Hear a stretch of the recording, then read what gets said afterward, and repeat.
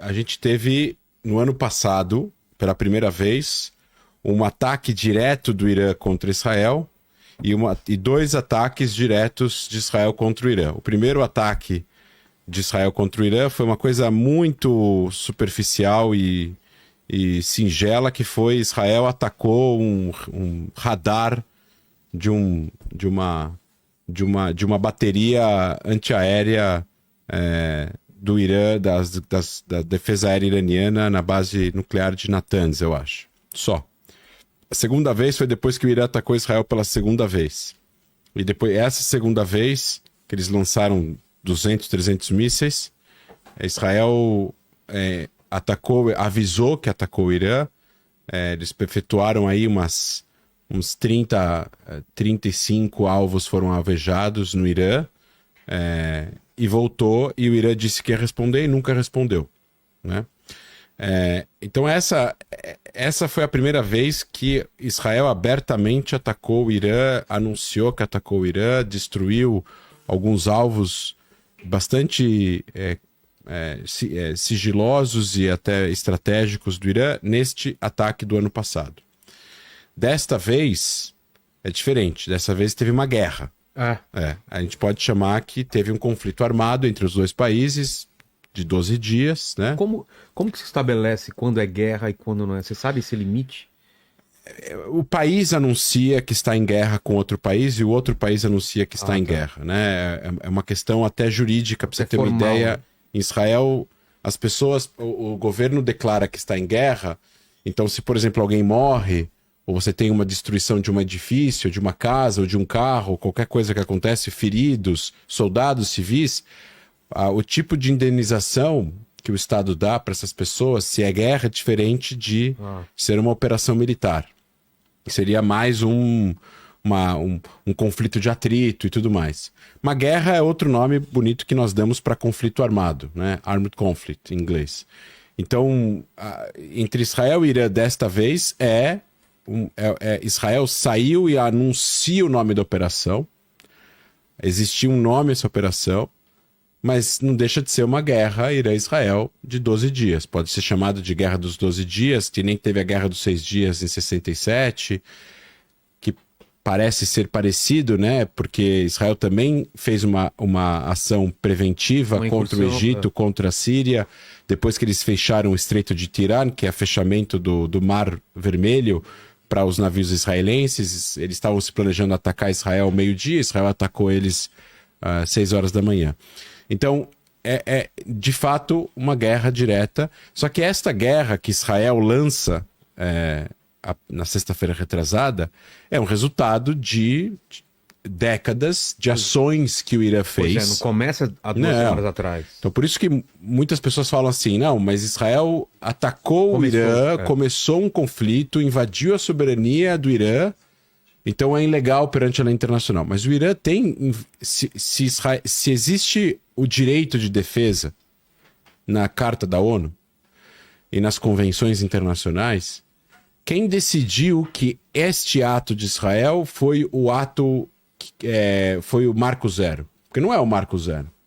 O Marco Zero é muito antes. O Marco Zero é todas as ações que o Irã fez nos últimos 46 anos ao apoiar grupos terroristas, a fazer com que esses grupos terroristas ataquem Israel, e aí as pessoas falam, não, mas não é o Irã atacando Israel, é o grupo que está lá em Gaza, é o grupo que está lá no Líbano, é o grupo que está lá no Iêmen. São os Houthis, então é muito confortável, é muito confortável, né, para o governo dos ayatolás atacar Israel via Iêmen e não receber a retaliação que está prescrita na Carta das Nações Unidas de Direito de Defesa.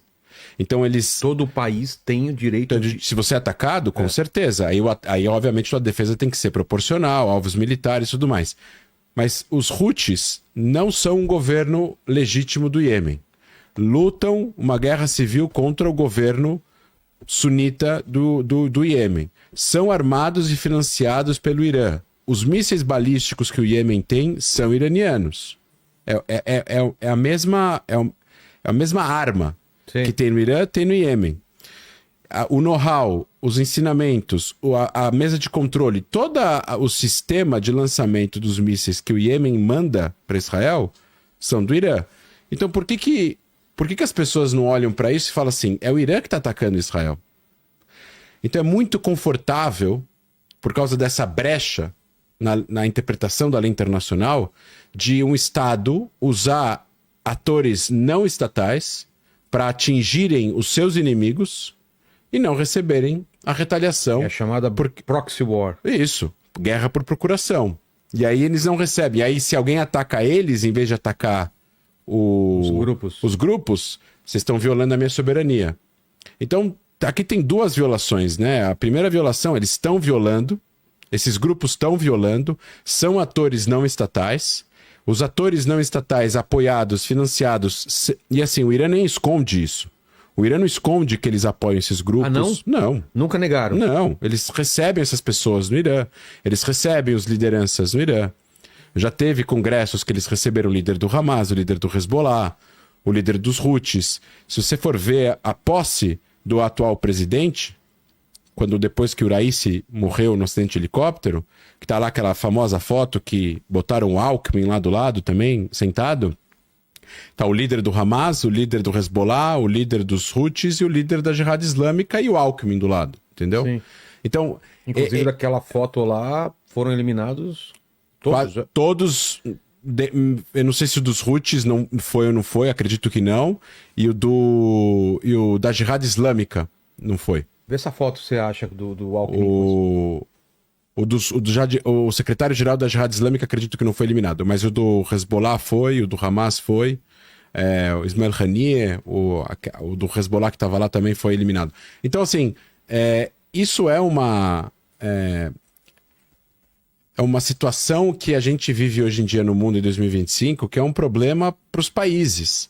Porque, por um lado, você tem a lei internacional nua e crua, onde muitos países, principalmente ditaduras religiosas e tudo mais, não obedecem à lei internacional, não se importam com compromissos diplomáticos, documentos assinados, multilateralismo. Eles não se importam com isso. Eles vão...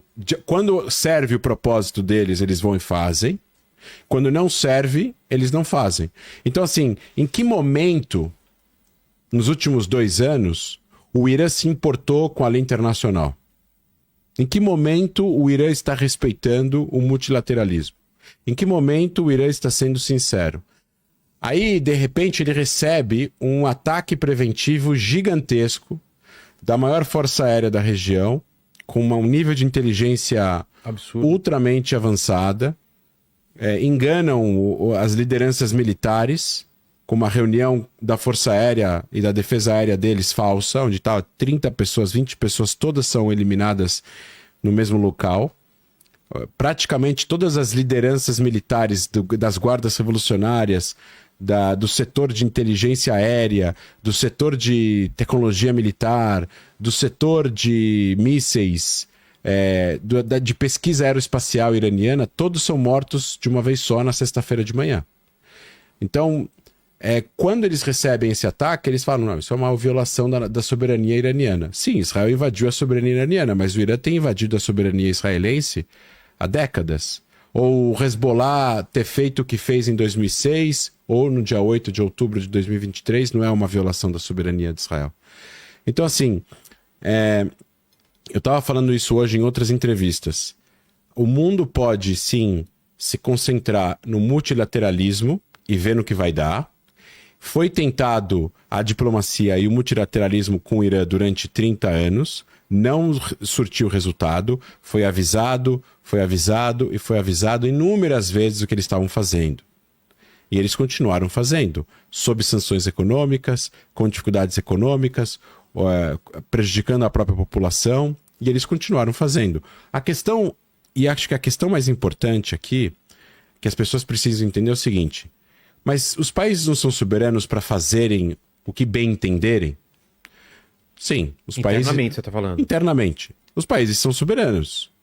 O que resultou, e a gente vai voltar daqui a pouco para a história, o que resultou na revolução, esse governo atual iraniano, que é reconhecido pelo mundo, porque o mundo tem uma relação com o Irã, Foi um golpe militar.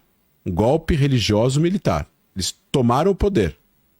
Tomaram o poder de outro regime autoritário, mas tomaram o poder. Não foram eleitos e tal. Então a gente tem uma situação de um governo que se impôs pela força há 46 anos. Esse governo, assim como outros governos que tem nessa região, estão lá, têm os seus exércitos, fazem seus treinamentos, têm as suas armas. Mas o que o Irã faz é que ele destoa na sua forma de agir em relação o que sai das fronteiras do Irã. Então, a Revolução Islâmica, ela exporta a revolução. Muito parecido com a ideia de Che Guevara em Cuba. Sim. Ele queria exportar a Revolução Cubana. Fidel queria ficar mais concentrado dentro, ele queria exportar a revolução, eles rompem, o Che Guevara vai embora. Aí ele vai para Angola, vai para Bolívia, e aí é morto na Bolívia. Então, eles querem exportar a ideia da revolução.